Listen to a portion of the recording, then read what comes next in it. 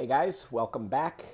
It's been a long time since I've gone over all of the equipment and my sump on this tank, and I think a lot has changed since the last videos I posted on the subject. So yeah, let's get down to it. I'm going to go over everything that I'm using to run the system, and I guess we'll just start from the top down. But first,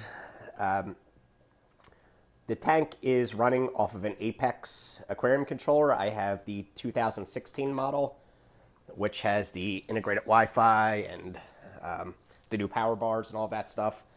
So that's the first thing I just wanted to mention is everything. And I've pretty much gotten all of the equipment running off of the Apex. So we'll just start at the top here and work the way down. So the tank is just a standard Marineland 180-gallon reef ready, and it's got the corner overflows, and I'm using the plumbing that came with the system, so it's just I guess it's Durso style standpipes in each corner. So that's the tank. The stand, which you can't really see right here, but it's a custom made stand. I built this myself. I do have a video on that. You can go check my older videos, you'll find that. Nothing's changed there. But for lighting, I'm using 3 Hydra 52 lighting fixtures as my main lighting. And then in between, I have 2 Max Spec Razor lighting fixtures, which are off right now.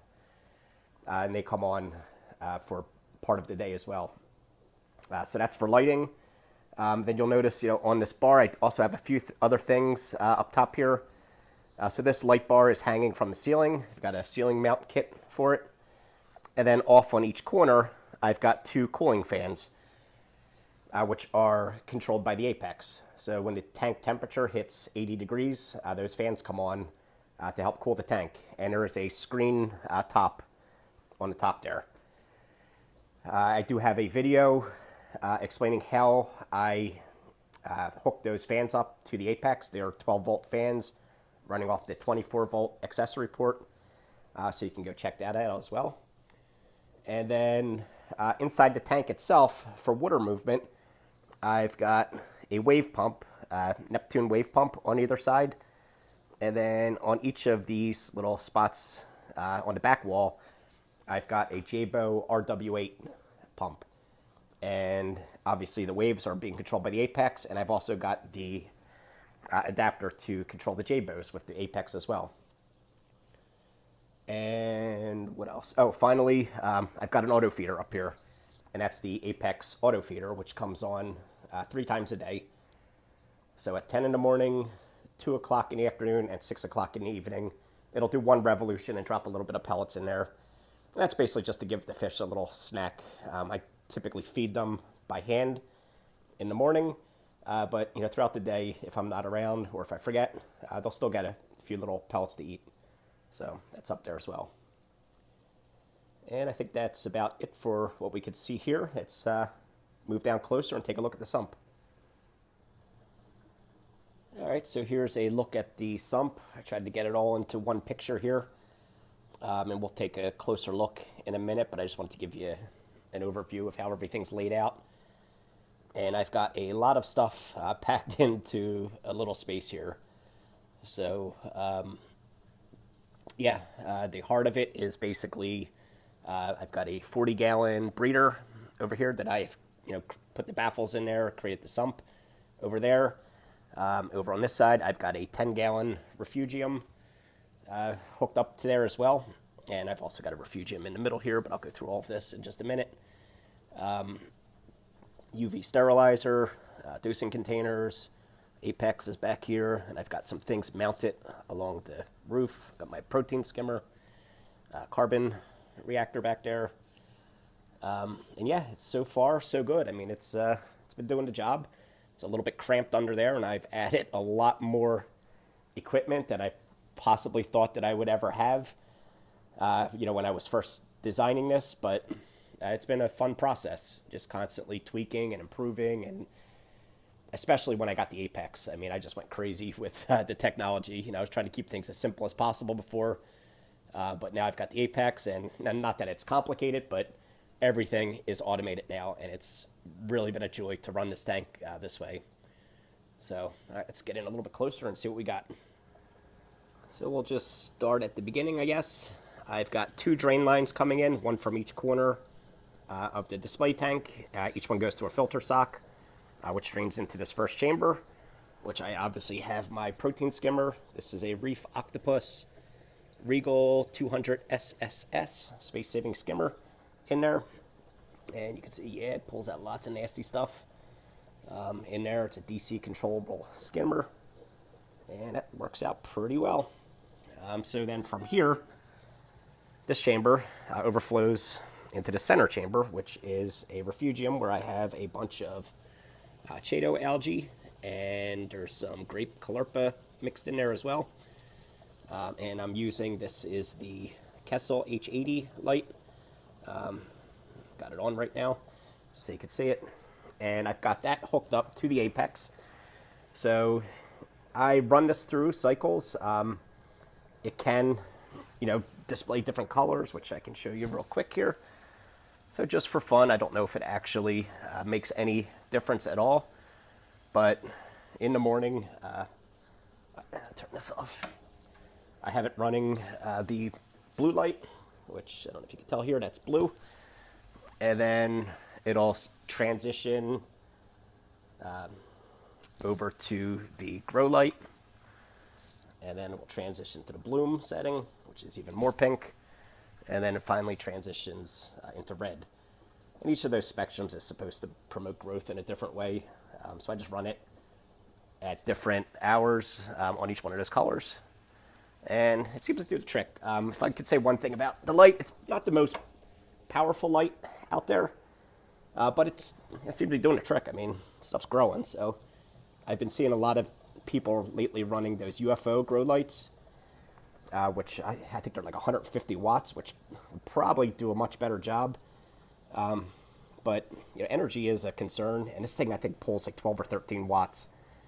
So if it's doing the trick at such low wattage, maybe I'll just leave it alone. I don't know, it's something to think about.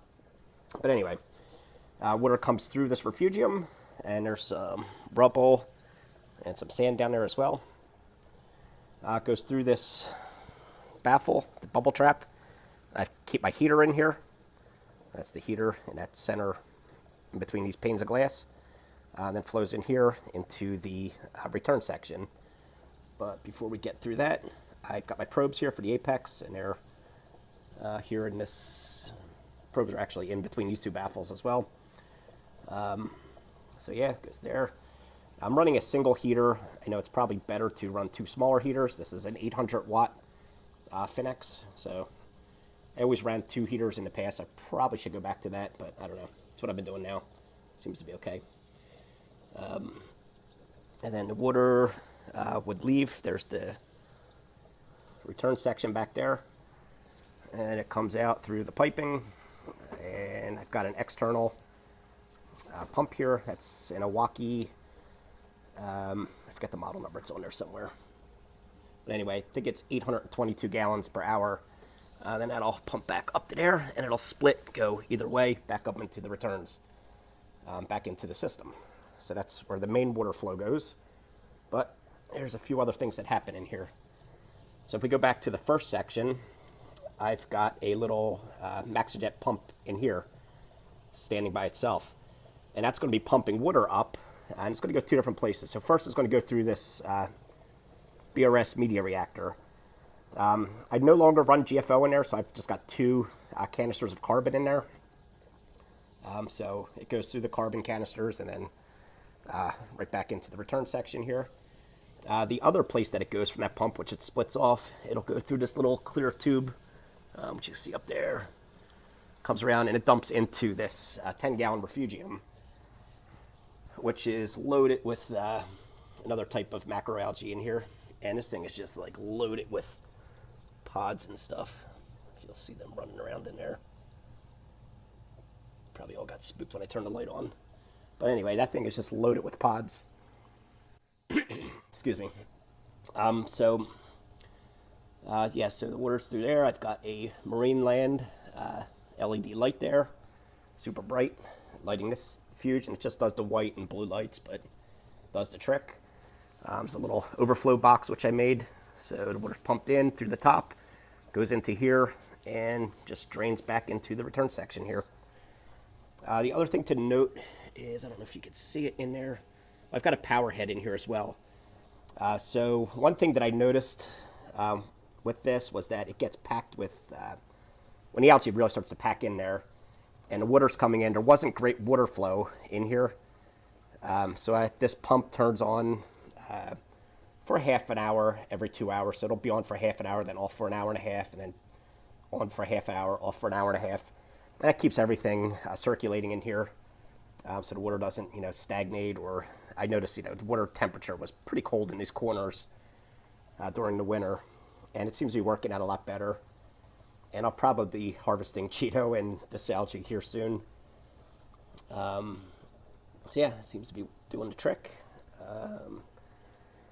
And then back over into this section, you'll see I've got one of those Neptune P-Mup pumps, which I'm controlling, and that is pumping water up the tube through here into this UV sterilizer. So I have a 25 watt UV sterilizer, and the water just comes back around, dumps back into here. So, and then I keep this little mesh on the end of that pump to keep any snails and starfish and stuff from crawling into that pump, which had happened in the past. Back here, you'll see the auto top-off sensor and float. I run a Tunzi auto top-off system in there, and that's been working great. Never had an issue with that. For dosing, I've got calcium and alkalinity. These are the BRS dosing pumps, and I've got them hooked up to the Apex. Apex is controlling them, and they are pulling the solution out of these 1 gallon jars. And you'll see there I've got some float switches in there, so when the solution gets low, the Apex notifies me, and I got a notification today that this one is low, so I need to refill that. And then, where were we? We got our Apex in there. There's so much stuff in here, I don't want to miss anything. So, Apex is hooked up to, this is one of those Energy Bar 832s, which I've got, basically everything plugged into there. I've got a second one of them up here. It's got a lot more stuff plugged into. Then I've got several modules. So I've got the PM1 module because I like to monitor the temperature outside of the tank as well. So I monitor the water in the tank, and then I also monitor the air temperature outside of the tank. I like to know the difference there. This module here, I think it's the ASM module, or AWM. That is the module that controls my Hydra 52 lights. So they're running through that wirelessly. I've got the little breakout box module there, which I got a bunch of my float switches hooked up to.